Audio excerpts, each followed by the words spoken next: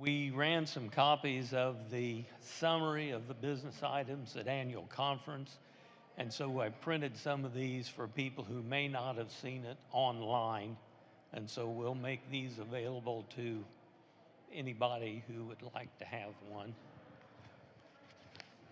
Did you? Yeah, did you need one, Tina? Let me help you. All righty, thank you. Thank you.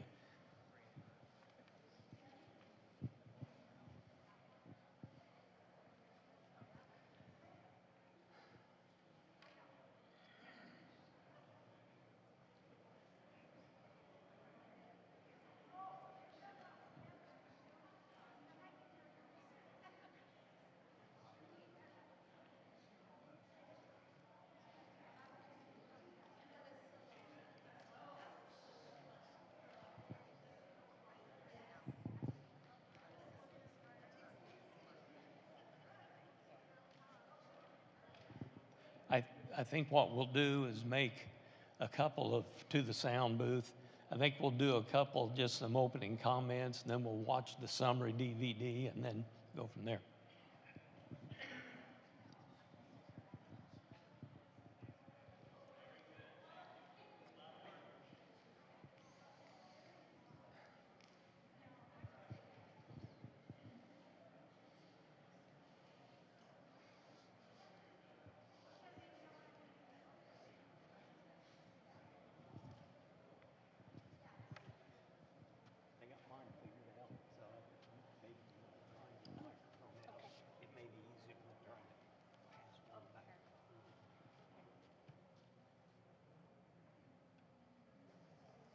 I'm testing this. Oh, great, it works. Okay.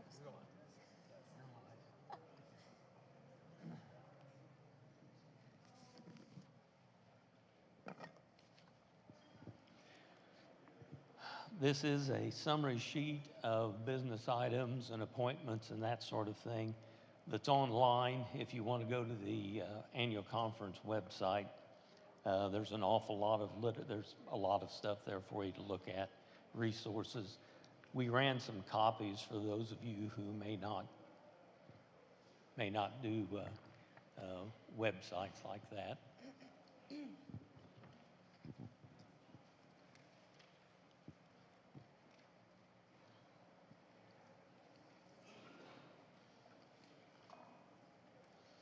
And I see Megan brought her folder.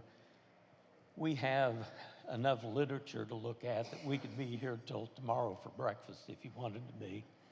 So we're not going to try to cover everything. We're going to make a few comments and then let you guide whatever information that you might want to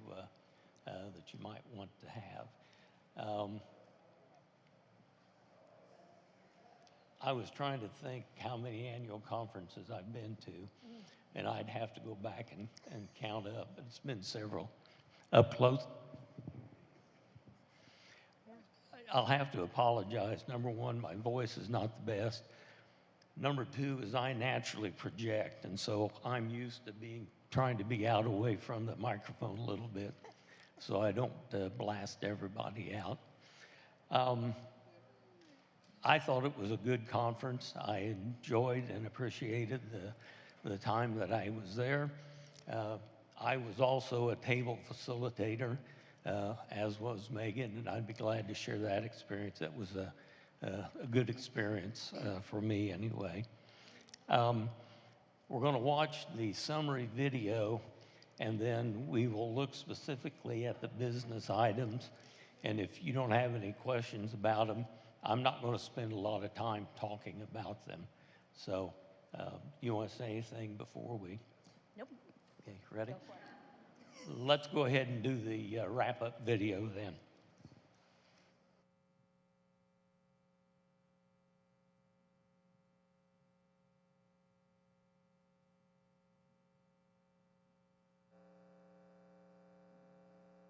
There is more love somewhere. There is more love somewhere.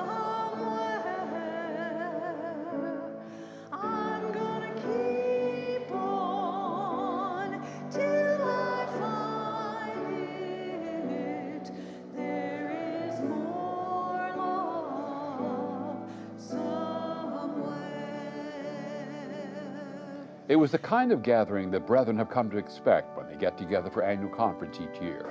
Plenty of fellowship, time to renew relationships with friends and colleagues from around the church. Inspiration, times of worship and spiritual renewal.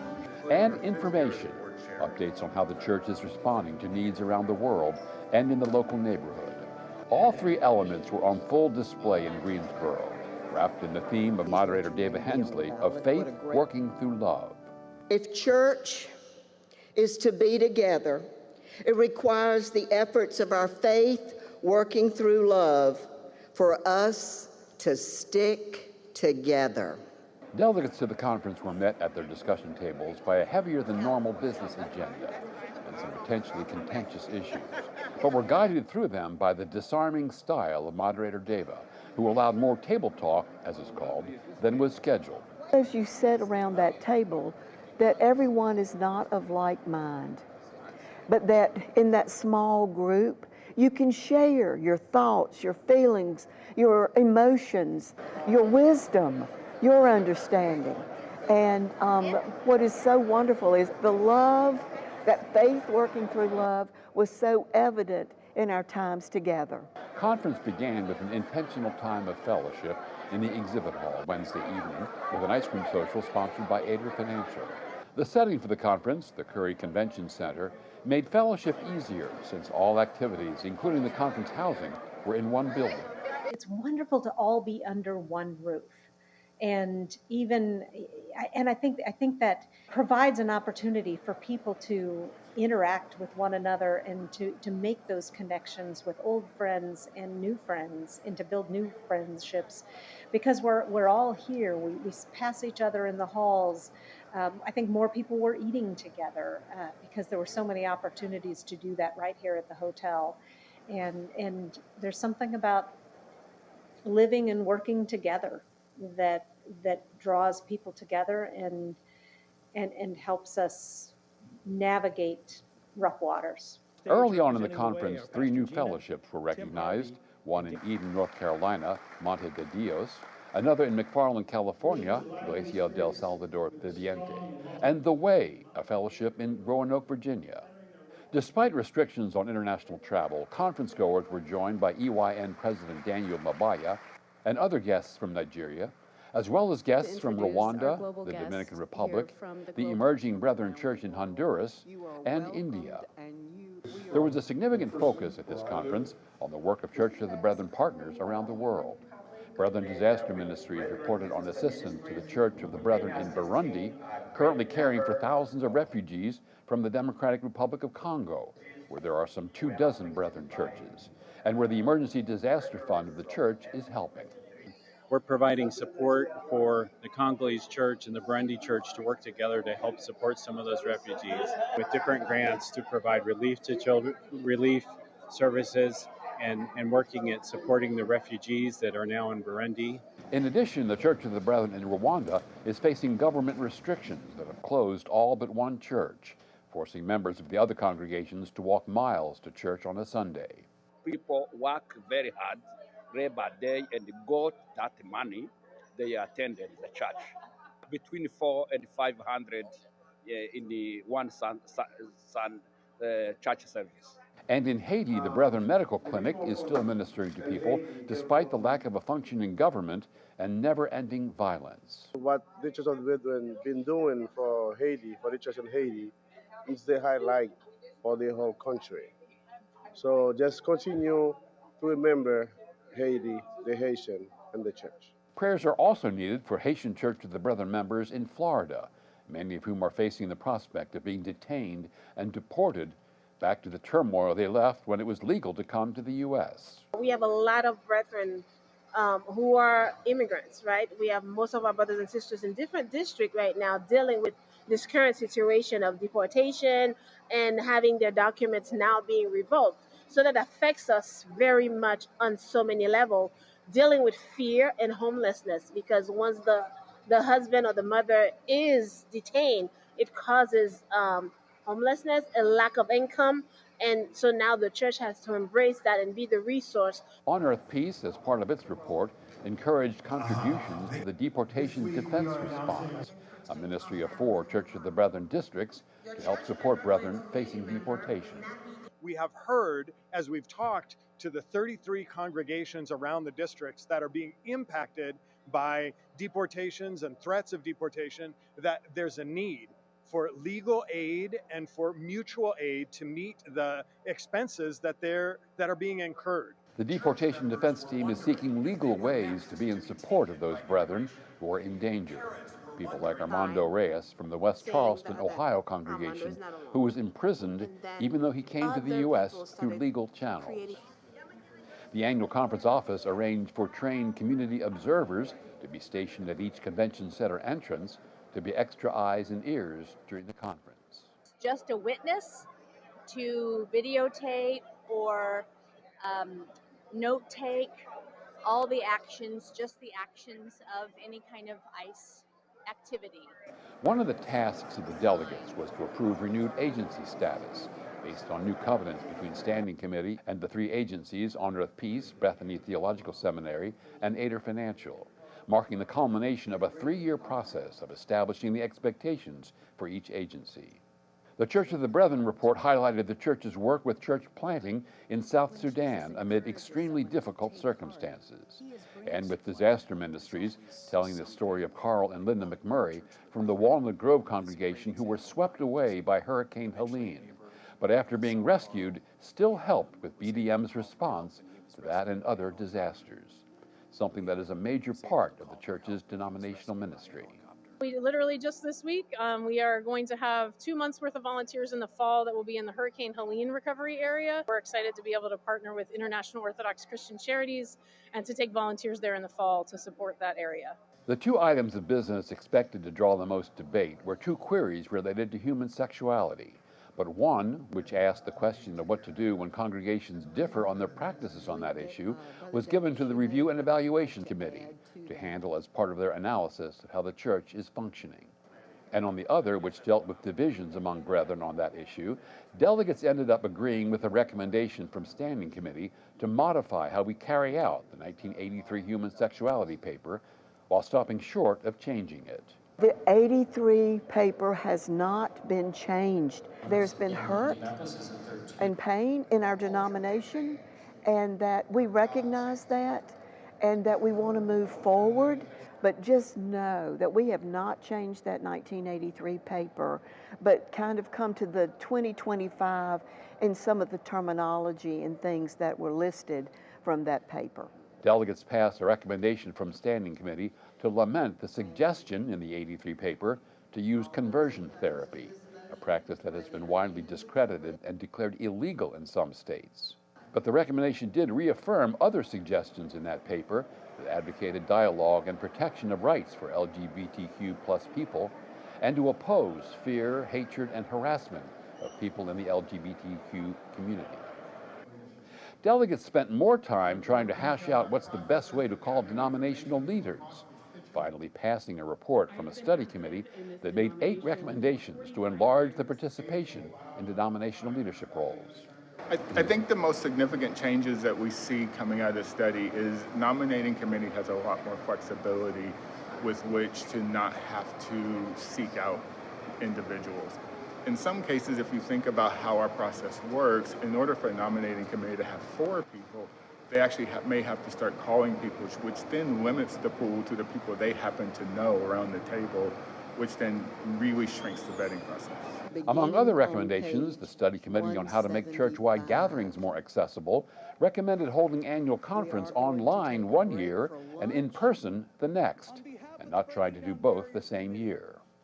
The cost for streaming and engagement online, in addition to reduced participation in person, increasing the cost for being in person. But there are people that are left out because they can't travel. The in-person conference has been losing money every year.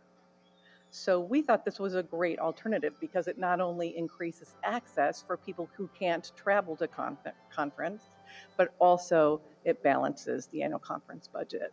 There was an online presence again this year, with some participants forming a virtual table on their own online. I really appreciate being able to engage all the online participants when we have the chance to move to Table Talk, because then they get to have a virtual table. And we have discussions online with people from many different congregations, just like they're doing here on the conference floor.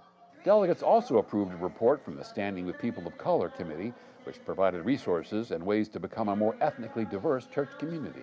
We are recommending to the delegates, to the denomination at large, to join us in furthering this work, becoming a racial justice advocate. We want to put those boots on the ground and say, this is what we're able to do, collaborate with our neighbors, with people that do not necessarily look like us, so that we can all participate and partake in the kingdom of God and continue to do this work together. While there is plenty of time in Greensboro for making decisions about church policy and polity, many brethren say they come to conference for the worship services and spiritual experience.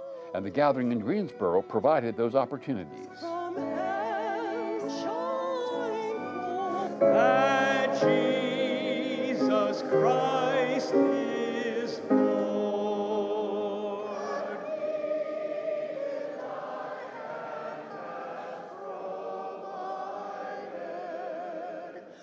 Music director Bev Ansbach from Virginia, aided by pianist Alex Ramirez from Pennsylvania and organist Jonathan Edmonds from North Carolina, provided music with a mixture of new and traditional hymns and songs. Build your kingdom here. The sun comes up, it's a new day dawning. Sing his praise aloud. The choir was directed by David Tate from Virginia.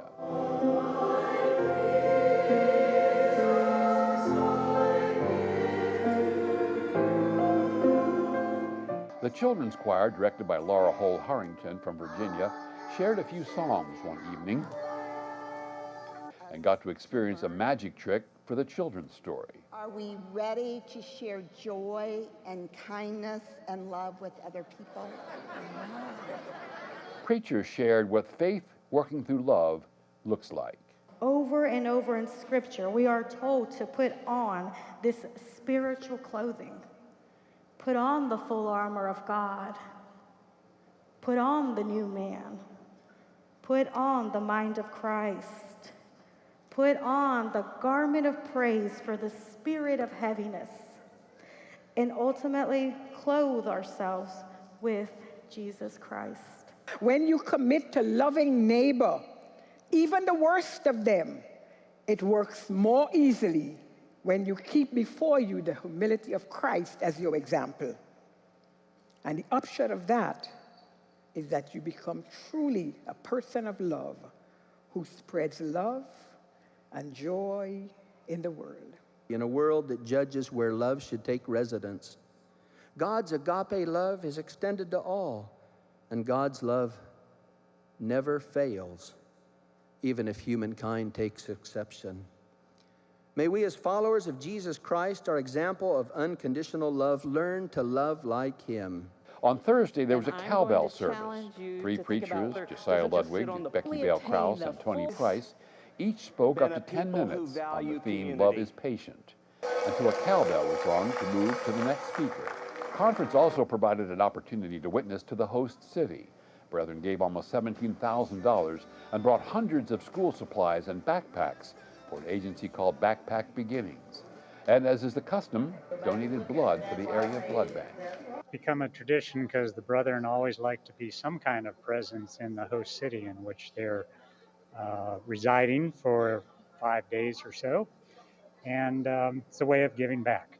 Another newer tradition was a silent auction, which raised more than $13,000 toward the expenses of the annual conference. For conference attendees with accessibility issues, Anabaptist Disabilities Network provided motorized scooters. The cost of the scooters was funded by Ader Financial. It's been incredibly helpful. Previous years when I have not used a scooter, I've had to miss out on some things because it's just so exhausting, all the walking. I have lupus, which causes significant joint pain, so walking long distances wears me out and makes me really short of breath. And so having the use of the scooter has made it possible to fully participate in the annual conference. And as always, young people have the opportunity to gather with those their own age for playing games, taking day trips, and being challenged on issues of faith from people like Bethany President Jeff Carter or the Director of Brethren Volunteer Service, Chelsea Skillen. It's a great place to build community and work through your faith. Like we're doing our devotionals right now, and we're talking about what it means to be a Christian and what it means to have faith through love, faith working through love. Participants in junior high activities made a field trip to the business session to support one of their members who shared her perspective on the human sexuality issue. I'm speaking for the recommendation that we offer an apology for the conversion therapy, as it has cost many lives and done the exact opposite effect that we wanted. I think it was cool how Ella got up and spoke out in front of the denomination. I've learned, how the business session operates and just how the denomination makes its decisions. Getting together with friends at annual conference is better because people share my values a lot more than people at school or random people I might meet at another place. Meal events and equipping sessions provided opportunities for formation and growth, as well as updates on the work of the church, fellowship and networking, and the chance to catch up on what's going on around the church. Brethren Press offered new resources, including the new Anabaptist Community Bible, published by the Mennonites. The idea of this study Bible is that the commentary comes from scholars. So we have 61 biblical scholars that bring their insights. We drew on the insights of the Anabaptist tradition. So some of the commentary comes from 16th century sources, the voices including Alexander Mack, and we hope it will inspire people to a fresh reading of Scripture. The business session ended with the passing of the moderator's gavel to Don Fiske from Lancaster, Pennsylvania, who will preside at next year's gathering with the theme Imagine, which, as he said, is what prophets are asked to do when they reclaim dreams and commitments from our history and heritage. And a standing ovation and gift for outgoing moderator David Hensley. And the consecration of the new moderator-elect, Dennis Beckner, pastor of the Columbia City, Indiana congregation. I think there was a good spirit this week. People responded in worship and were very affirming of worship, of the plans. One gentleman approached me after the Program and Arrangements Committee report and said, "This is my first time at annual conference. I've always heard about the business. I've never heard about everything else." And this was like a spiritual retreat. He enjoyed the prayer room. He enjoyed the interaction with his table. He enjoyed the holy moments at the beginning of the business sessions that kind of set the tone for each of those sessions. And even though the business was difficult and at times contentious, I think that people engaged in the discernment from a genuine and authentic place. Moderator David Hensley picked this theme of faith working through love and clearly embodied that in her interactions with everyone. She moderated with grace and humility and humor, and I think people responded to that. Amen.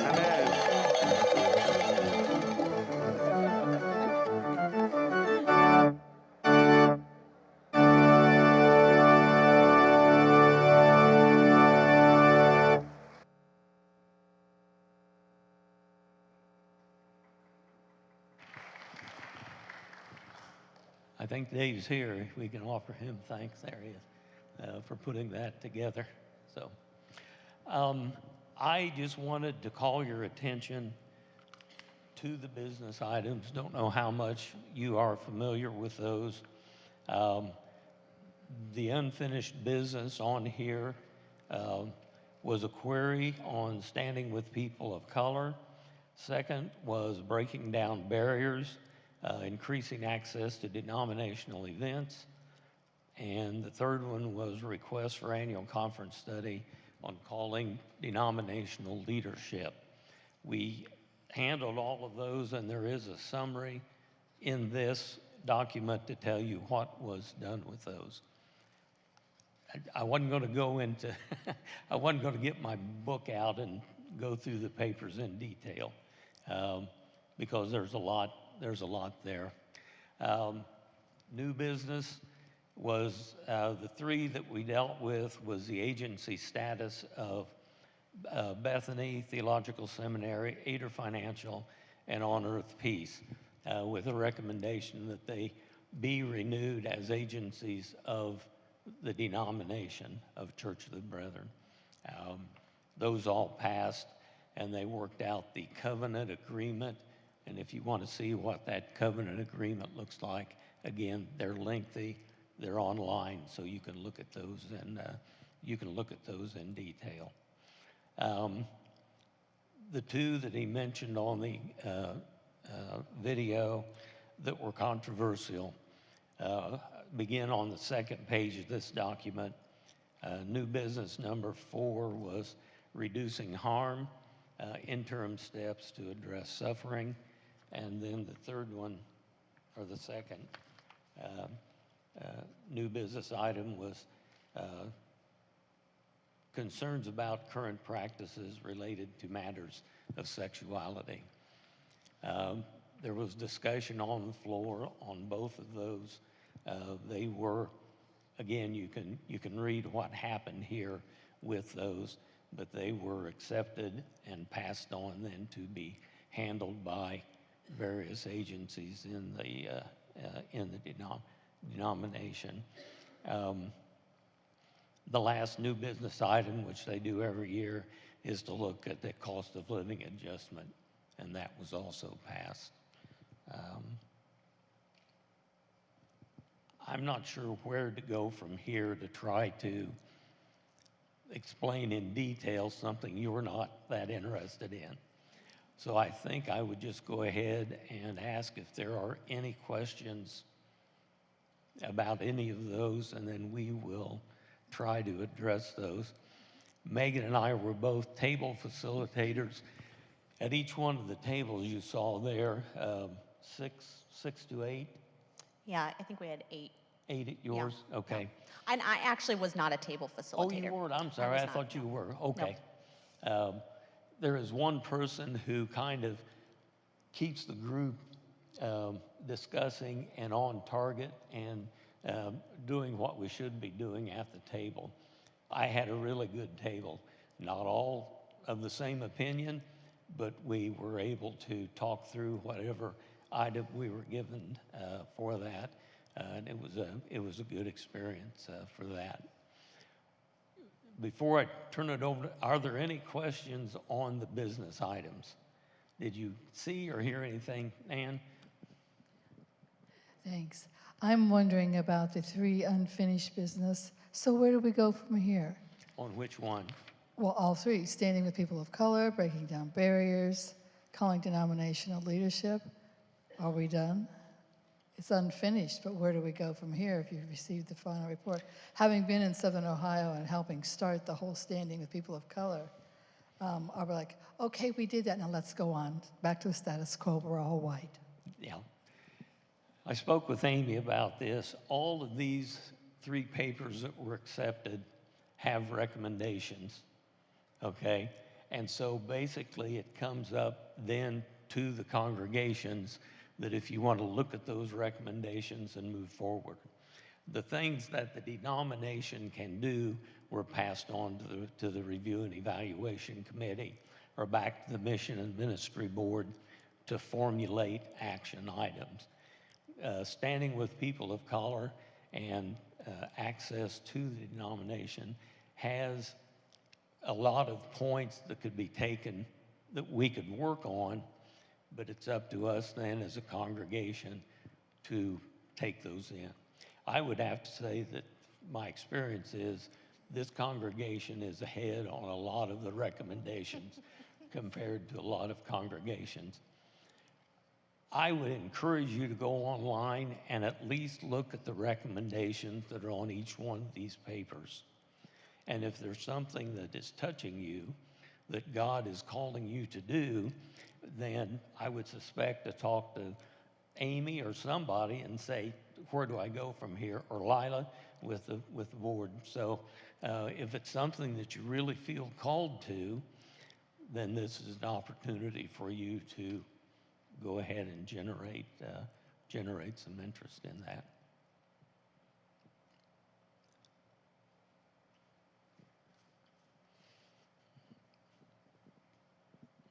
Megan, I would like to hear how you experienced it. I'll get there. Why don't you go ahead, Oh, then if other sure. questions come up, we'll do Okay. it. Yeah. Yeah, so this was my first real experience at annual conference, my first time. I was a delegate a few years ago, but it was when it was virtual and online, so it was not a normal experience. So this was my first experience. I'd been to a couple other annual conferences growing up, but so the table, the round table discussions, I appreciated. Our table facilitator was a member of standing committee, and there were probably half of my table who this was their first annual conference ever, and they're even new-ish to the denomination. And so we spent a lot of our table discussions just having some historical context, and I appreciated our table facilitator from standing committee. He was able to give a lot of that historical context and explain why standing committee, some of their recommendations that they had presented.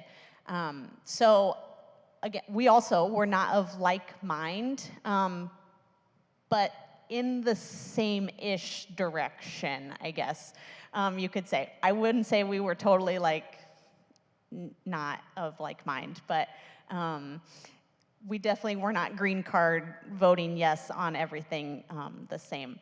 But one other thing that I appreciated was the microphone. When they opened it up for comments from the microphone, I felt like, for the most part, comments were respectful. And I thought it was interesting that this year there were several people who came to the microphone and shared very personal stories and testimonies, and that they felt safe to do that at this conference is probably a change from past conference experiences. You also saw in the video that some of the youth also came to the microphone, which I just thought, you know, we do such a good job of supporting our youth in this congregation, but to see that at the denominational level, it was so cute to see this youth come to the microphone and have all of the other youth surrounding them, supporting them, so that they could share at the microphone. I thought was very inspiring for that. I thought the overall vibe of annual conference was very positive. It was encouraging to see the denomination moving what I feel like is in a positive direction. So that was my experience.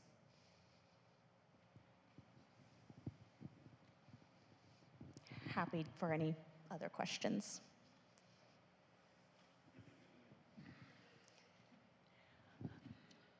I wanted to ask about when you folks heard a report about the Church of the Brethren in Haiti, with the concerns, with at least in the news, how the gangs are taking over. How is that particular church working with issues of safety, and how are they responding, or what's happening with them and the members living in that particular country at this time? I don't really remember that being discussed in the floor time. It might have been at like a meal breakout session. Right. So sorry, I guess I can't really share much about that. I don't remember hearing anything specifically about that. Oh, Bev back there. Were either one of you able to attend the hearing for the Bridgewater Church prior to annual conference that standing committee had? I did not, no.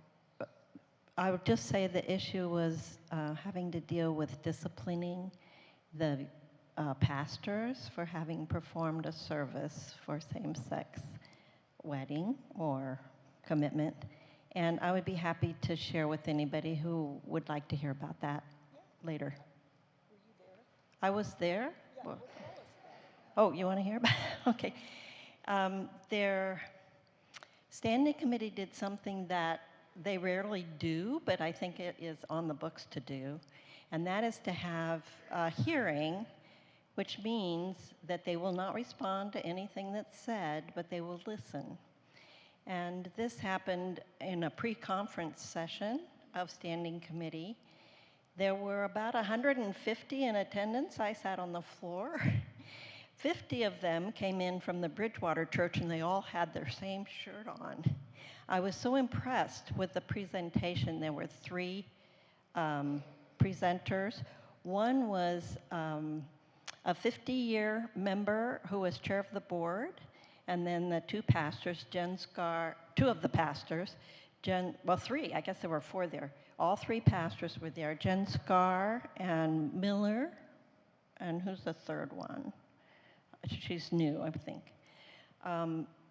And they just gave a report of everything that had happened. They had done everything that was recommended that they do, including writing a query. Were you there, Tina? Yeah, okay. Whoever else was there and wants to fill in, that's fine. Including writing a query that went to the district, and the district sent it back to them. And so they are at a point of not, they are being threatened with being cut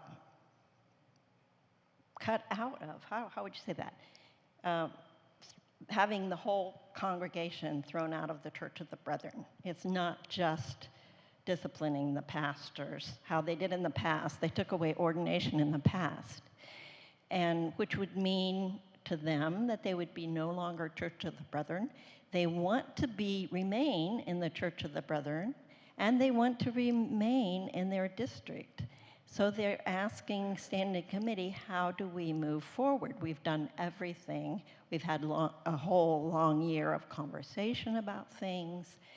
What I have heard since, and somebody else, maybe Amy could tell, the proposed time that the district was going to discipline them has been postponed because they don't really have it all together yet. Okay, so that's where we are.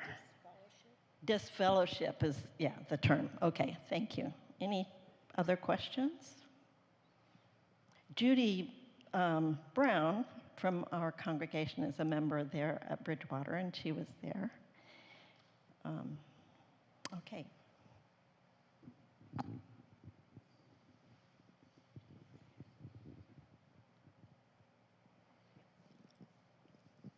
I just happened to be at the Bridgewater Church of the Brethren on the Sunday when they gave their report, because I was there for Song and Story Fest, which was nearby.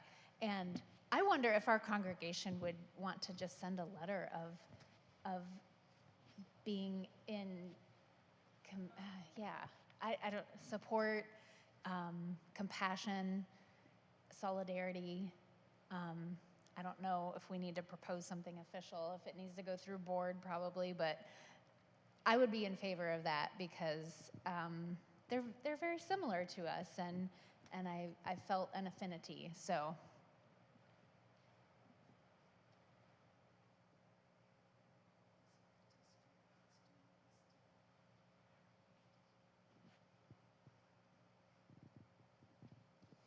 I'll add another part of my table experience was one member at our table, his congregation has recently left the Church of the Brethren, and so it was interesting for me to hear his experience with all of that. He said that there's about 20 of them that have decided to remain with the denomination, and so it was inspiring, I guess, to hear that they still wanted to be a part of the denomination, even though he was one that was different of opinion on a lot of things than me. But it was interesting to just hear his struggles and also just kind of lended some of that compassion to their church as they're struggling, because they lost everything in the split, and so they're trying to hang on, and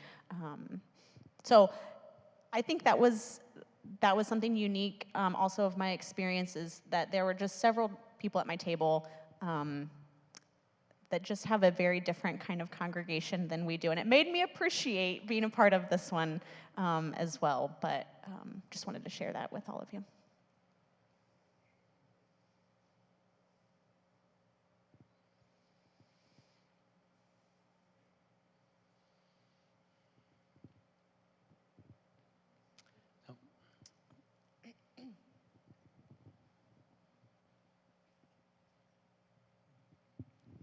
I would just like to say, for those of you that are not really familiar with the history of annual conference, that annual conference is very, very different than it used to be. I was a delegate, oh gosh, back in the 80s probably. Everybody sat in rows, and you went in and you saw, oh, where are people that I know? And you went and sat with the people you know, and there are people over there that you didn't know that had different ideas. Now, after the one time that we had tables, and many people said that'll never work. There won't be room, it just won't work. We will never go back, never. And it's been now a good long, 10, 15 years? I don't remember, since they started having tables. And you get to know people from all over the denomination, people that you don't know. Maybe you're with one or two people that you do know, but you're with people that don't necessarily have the same ideas you do. But they're brethren and they're delegates, and you know, we're not all the same. And it really has transformed, I believe it's transformed annual conference into really a group experience instead of just individuals, and you greet everybody that you know. It's kind of like a family reunion for those of us that have gone to annual conference every year. And new people get integrated into the group, and it's just a much better experience than it used to be years ago, even though it's much smaller. I mean, we used to have 4,000 or 5,000 people. That was a long time ago. Now I think there were 1,300. But anyway, I would just like to, I also would like to say that Bev Eikenberry from our congregation is very active with On Earth Peace in terms of their gun violence program. And so I just appreciate people from, a number of people from our congregation are very, very active in the denomination, and I'm really pleased and happy about that. And I'll add that your table is assigned when you register, so you don't get to pick your table if you don't know that. But I also just wanted to add or encourage, if you've never been a delegate or been asked to serve in that way, I would encourage you to say yes if you are asked. It's a great way to learn more about the denomination and our processes. And it's a great way to, yes, learn about other churches across the denomination. And if you are ever a table facilitator, one thing I would also recommend is that you bring snacks or candy for your table, because that is wonderful to have. We had salty, we had hard candy at our table. And so if you ever are a delegate and get to be at a table, bring snacks for everyone to share. That helps lighten the mood.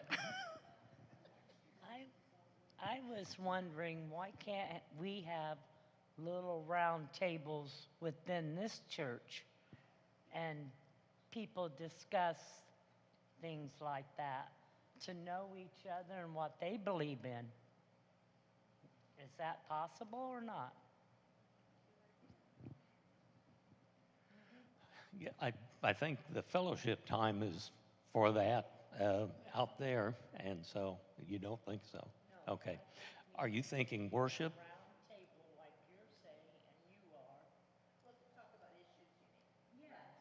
Well, that'd be a council meeting type of thing. Yeah. That's a suggestion you could make to the board and the executive board and see where it comes.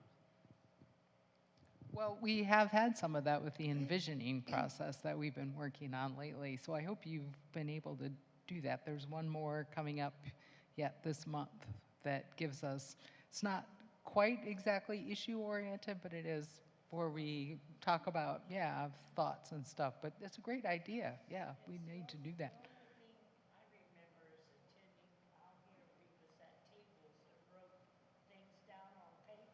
Yeah. And then people went around and marked what they thought, or, but why can't it be a table where we speak within ourselves?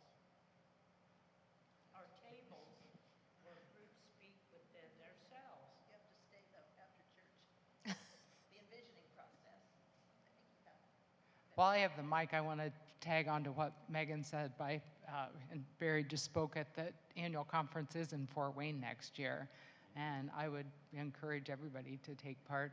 I really felt like the sermons this year were great. The worship services were just wonderful, and I really enjoyed church business, and it was really interesting. It was contentious, but at the same time, the votes, it didn't feel like there were any close votes particularly, that there definitely was, a more majority kind of thing than there have been sometimes in the past. So, and I know they'll be looking for lots of volunteers to help run things next year too, so be keeping that in mind.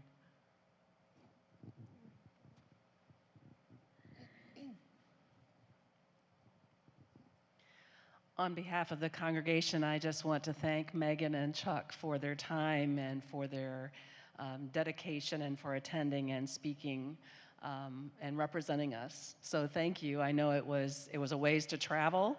It's time away from your family during the summer, some kind of prime time, but I really do appreciate it very much that you've taken the time to represent us and then come back and share with us and let us know.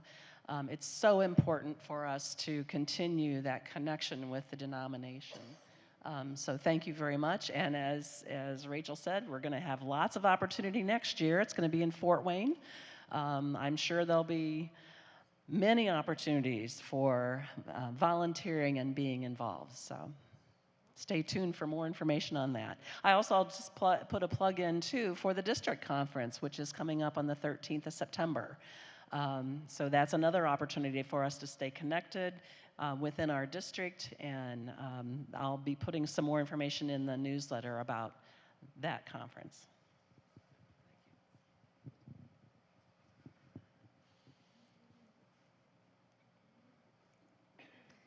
If there's no other questions, sorry, Chuck, I wanted to make sure we had time. We have such a special treat to share with you.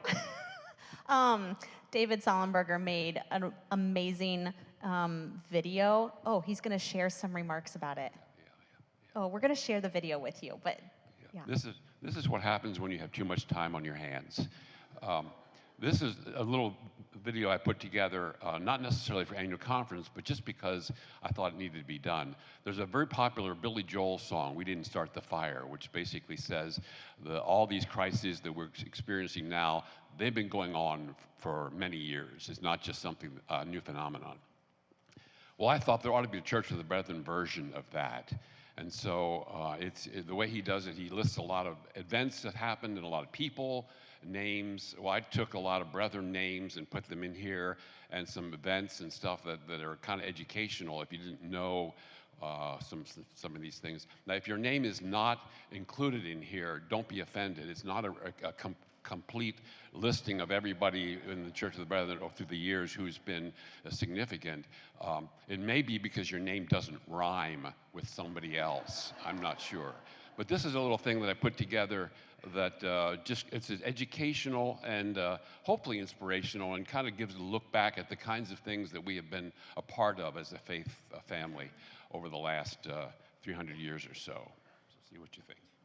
It goes by really fast, and if you want to know who all isn't pictured in these and here, I think we're going to try to put the link in the newsletter so that you can go back and download the 8-page listing of everybody who's listed.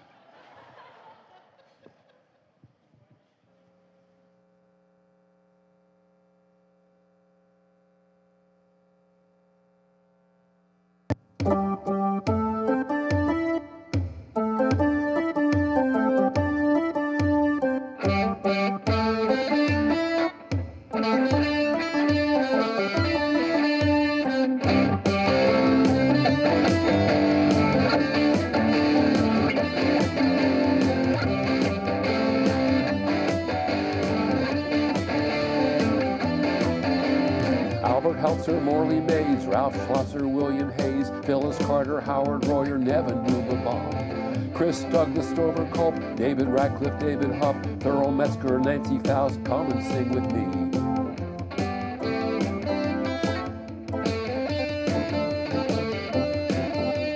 1880s, there's a split. Holsinger refused to quit. Goshen Stateman drops the ball. M.R. Ziegler hears the call. BVS and CPS, on earth, peace, and all the rest. Schwarzenau and BSC, taking cows across the sea. We come through the fire in the brotherly way of hearing Jesus say. We come through the fire after persecution from the institution. Lowell Flory, Chuck Boyer, Sarah Major, Susan Boyer, Anna Mao, Ken Kreider, William Everly, Nathan Leopold, Puerto Rican on parole, Don Murray, bus stop, and Marilyn Monroe.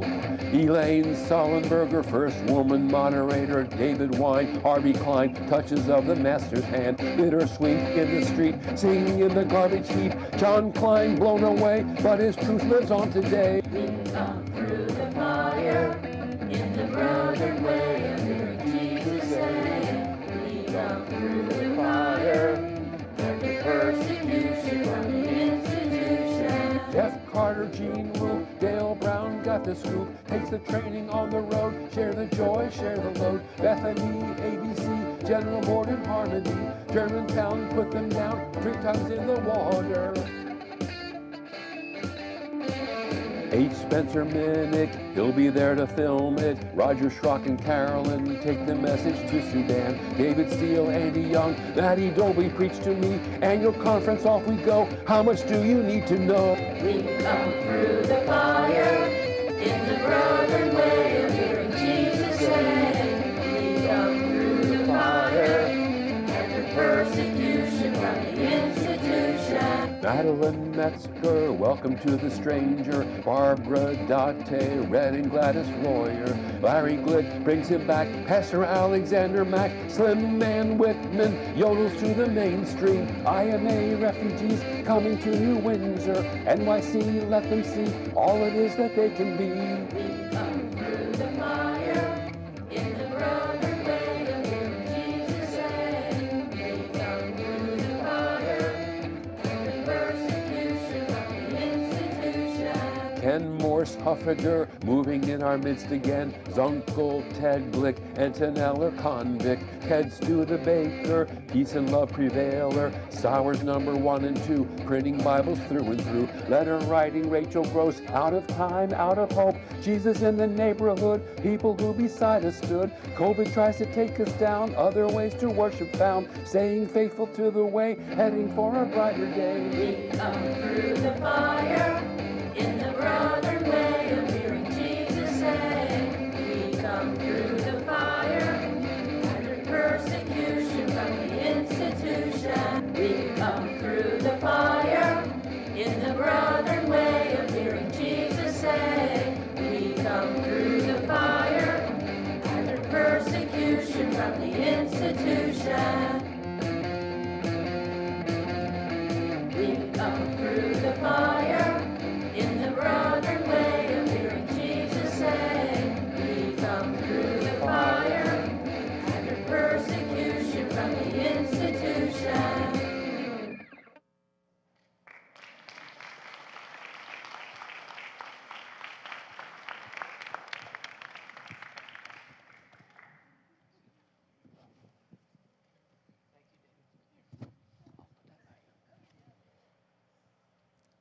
That's all, folks. That's all. Bye.